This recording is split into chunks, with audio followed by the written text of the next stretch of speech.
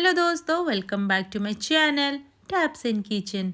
आज मैं फिर से मज़ेदार और बहुत ही गजब की रेसिपी लेके आई हूँ। आप सभी का बहुत बहुत स्वागत है मेरे चैनल पर। दोस्तों, हम जो पोहा खाते हैं ना, उसको उबलता हुआ पानी में एक बार डाल के देखिए। यकीन मानिए दोस्तों, आप चौंक जाएंगे। तो पूरा एंड तक ज़रूर देखिए दोस्तों वीडियो को, तो आप लास्ट में ज़रूर चौंक जाएंगे, क्योंकि लास्ट में आपको सरप्राइज़ मिलेगा। आप सोच भी नहीं सकते लास्ट में क्या होने वाला है। तो दोस्तों चलिए हम फटाफट से बनाना शुरू करते हैं। तो मैंने यहाँ पे कढ़ाई को चढ़ा दिया है। अभी हम यहाँ पे 2 कटोरी जितना पानी ले लेंगे। तो यहाँ पे थोड़ा सा ज़्यादा पानी हम यूज़ करने वाले हैं।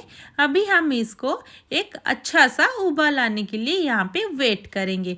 तो मैंने यहाँ पे फ्लेम को ज़्यादा कर दिया है ताकि जल्दी से इसमें उबाल आ जाए। तो यहाँ पे देखिए उबाल आ चुका है।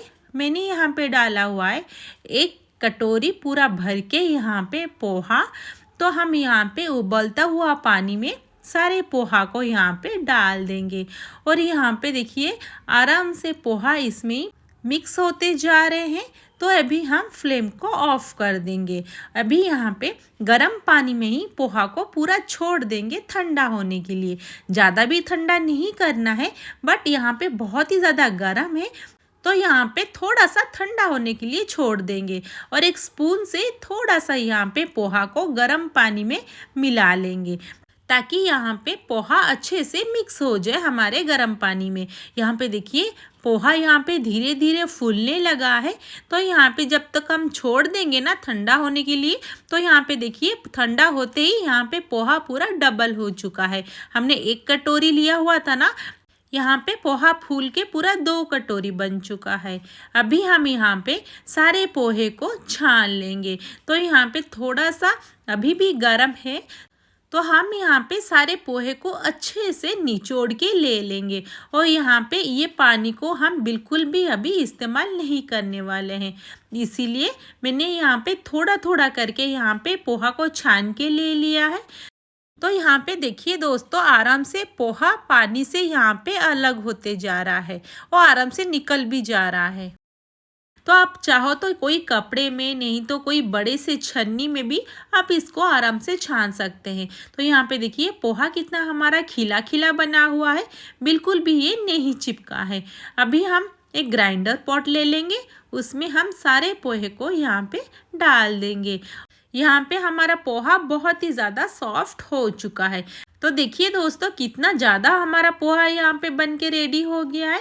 अभी हम इसमें डालेंगे आधा कटोरी बारीक वाला सूजी। अगर आपके पास बारीक वाला ना हो ना, तो आप मोटे वाला इससे आधा यूज़ कर लीजिए और इसमें डाल देंगे आधा कप यहाँ पे दही। इसी पॉट में और थोड़ा सा पानी डाल के मैं इसमें डाल दूंगी। अगर आपके पास थोड़ा सा पानी वाला दही है ना, आप यहाँ पे 1 कप यूज़ कर लीजिए। अभी हम इसको ग्राइंडिंग कर देंगे। तो यहाँ पे देखिए बहुत ही थिक हो गया था ना, मैं और थोड़ा सा पानी मैंने इसमें डाल दिया है और यहाँ पे थोड़ा सा ऊपर नीचे कर देंगे, नहीं तो ना अच्छे से यहाँ पे हमारा मिक्स ही नहीं चलेगा। यहाँ पे देखिए और थोड़ा सा यहाँ पे ये चिपचिपा हो चुका है। यहाँ पे देखिए दोस्तों, ये हमारा पूरा यहाँ पे पेस्ट बन के रेडी हो गया है। अभी इसमें जो थोड़ा बहुत यहाँ पे पेस्ट बच गया ना, इसके अंदर इसमें मैं थोड़ा सा भी पानी डालूंगी और यहाँ पे इसको धो के इसी में से फिर से डाल दूंगी। ये अभी बहुत ज़्यादा हमारा थिक है, तो मैंने ना इसमें और थोड़ा सा पानी मिला के फिर से मैंने इसमें पानी थोड़ा डाल दिया है। तो अभी इसमें डालेंगे थोड़ा सा सॉल्ट और यहाँ पे इसको मिक्स कर देंगे, ताकि पानी जितने हम डाले हुए थे ना, सारे इसमें पोहा के साथ मिक्स हो जाए। अभी इसको साइड में रख देंगे। अभी मैंने लिया है कुछ मूंगफली। तो मैंने यहाँ पे कुछ इसके छिलके निकल गए और कुछ रह गए, तो मैंने ऐसे ही डाल दिया है। इसमें 5 से 6 लहसुन डाल देंगे और एक इसमें डाल देंगे एक रेड चिली। अगर आप ज़्यादा तीखा खाते हो तो थोड़ा ज़्यादा चिली भी डाल सकते हैं। इसमें डाल देंगे थोड़ा सा सॉल्ट और यहाँ पे 1 टीस्पून शुगर और यहाँ पे इसको एक अच्छा सा पेस्ट बना देंगे। तो देखिए इसी टाइप का हमें पेस्ट चाहिए।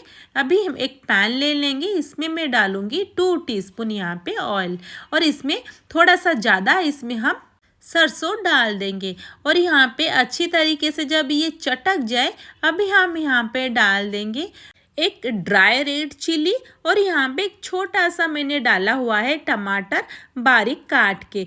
तो मैंने यहाँ पे बहुत ही छोटा सा टमाटर यूज़ किया हुआ है। अभी हम मिला लेंगे सरसों के साथ। अभी हम इसमें डाल देंगे थोड़ी सी कड़ी पत्ता और यहाँ पे इन सबको मिला लेंगे जब तक यहाँ पे हमारा जो टमाटर ना थोड़ा सा इसमें सॉफ्ट ना हो जाए। तो इसमें हम थोड़ा सा भी डाल देंगे सॉल्ट, ताकि ये जल्दी हमारा टमाटर इसमें पूरा सॉफ्ट हो जाए। तो यहाँ पे देखिए पूरा मिक्स हो चुका है हमारा यहाँ पे टमाटर। अभी हमने जो पेस्ट बनाए थे ना मूंगफली का, उसको अभी इसमें डाल देंगे और थोड़ा सा मैंने इसमें पानी भी ऐड कर दिया है और यहाँ पे इन सबको अच्छे से मिक्स कर देंगे। तो यहाँ पे तुरंत ही हम यहाँ पे हाई फ्लेम कर देंगे और इन सबको मिला लेंगे। तो यहाँ पे बिल्कुल भी उसको नहीं छोड़ना है, बस 2 से 3 मिनट तक उसको मिलाते रहेंगे। तो यहाँ पे इसे ऑटोमेटिक पूरा थिक हो जाएगा। तो ये मैंने यहाँ पे फ्लेम को ऑफ कर दिया है। अभी हम इसको छोड़ देंगे ठंडा होने के लिए।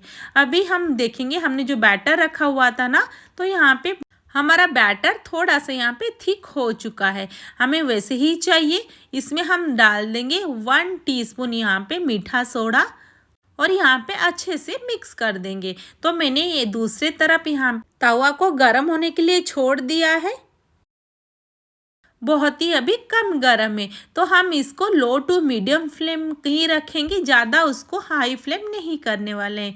अभी थोड़ा सा मैंने यहाँ पे ऑयल ग्रीस कर दिया है। अभी हम टिश्यू से ही सारे ऑयल को यहाँ पे पूरा क्लीन कर देंगे। और यहाँ पे अभी हमारा पैन गरम है, तो यहाँ पे टेम्परेचर बैलेंस करने के लिए इसमें थोड़ा सा पानी छिड़क देंगे और एक दूसरे टिश्यू से इसको हम यहाँ पे पोंछ लेंगे। अब चाहो तो यहाँ पे किचन टॉवल से भी आराम से पोंछ सकते हैं। यहाँ पे हम डालेंगे हमारा जो पोहा का बैटर और धीरे धीरे से उसको फैलाना है। तो उसको ज़्यादा बिल्कुल भी हम पतला दोस्तों नहीं करने वाले हैं। तो यहाँ पे देखिए अपने आप फैलता जाएगा। तो बीच बीच में देखिए ऐसे बबल्स आने लगे हैं और जहाँ पे गैप थोड़ा सा यहाँ पे दिख रहा है ना, वहाँ पे हम उसको फिर से रिफ़िल कर देंगे। तो यहाँ पे जो गैप दिख रहा है उसको मैंने थोड़ा थोड़ा सा यहाँ पे बैटर इसमें डाल दिया है। तो अपने आप चारों तरफ फैल जाएगा और यहाँ पे दोस्तों देखिए अपने आप ये पूरा जालीदार बन जाएगा। तो मैंने यहाँ पे मीडियम फ्लेम किया हुआ है। तो देखिए धीरे धीरे कितने जाली इसमें बनने लगे हैं। तो हम यहाँ पे इसके ऊपर थोड़ा सा ऑयल यहाँ पे डाल देंगे। तो क्या होगा ना, ऊपर और नीचे से ये थोड़ा सा क्रिस्पी हो जाएंगे और यहाँ पे इसका कलर पूरा चेंज हो जाएगा। तो यहाँ पे देखिए पूरा हमारा रेडी हो गया है। इसको मैं हाथ से ही निकाल के दिखा रही हूँ दोस्तों, बिल्कुल भी कोई स्पैचुला नहीं चाहिए। तो देखिए कितना मज़ेदार और कितना हमारा बहुत ही टेस्टी वाला नाश्ता बन के तैयार हो गया है। तो देखिए मिला ना आपको सरप्राइज़। कोई बोलेगा हम इसको पोहे से इतना क्रिस्पी और इतना जालीदार बना के तैयार किया हुआ है, तो इसको हम यहाँ पे रोल कर देंगे। देखिए दोस्तों कितने अच्छी तरीके से कलर भी आ गया है और परफेक्ट हमारा ये बन के तैयार हो गया है। कोई बोलेगा ये हमारा डोसा बना है पोहे से, तो दोस्तों देखिए कितना सुंदर और कितना कुरकुरा बना है। तो दोस्तों देखिए कितना क्रिस्पी बन के तैयार हो गया है। तो ये पूरा परफेक्ट हमारा मार्केट जैसा बन के तैयार हो गया है, बिल्कुल भी ज़्यादा टाइम नहीं लगा। और दोस्तों देखिए कितना कुरकुरा साउंड भी आ रहा है इसका। तो हम कभी कभार इवनिंग में बाहर भी जाते हैं ना, समोसा डोसा कचौड़ी कुछ भी खाने के लिए, तो इसको हम आराम से घर पे ही बना सकते हैं। पूरा मार्केट स्टाइल के हमारा ये डोसा, वो भी पोहा से। तो दोस्तों आप चौंक गए ना, ये पूरा देखिए कुरकुरा और टेस्टी पोहा से हम बना के तैयार किया हुआ है।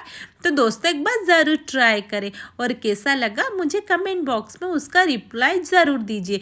तो दूसरा भी यहाँ पे देखिए मेरा बन के तैयार हो गया। अपने आप में हाथ से उसको उठा रही हूँ, कोई स्पैचुला की ज़रूरत भी नहीं है। दोस्तों अगर वीडियो अच्छा लगे ना, वीडियो को ज़रूर लाइक कर दीजिए और चैनल को सब्सक्राइब कर दीजिए और नोटिफिकेशन बेल आइकन को भी ऑन कर दीजिए, क्योंकि ना मैं आपके लिए डेली नई नई रेसिपी लेके आती हूँ।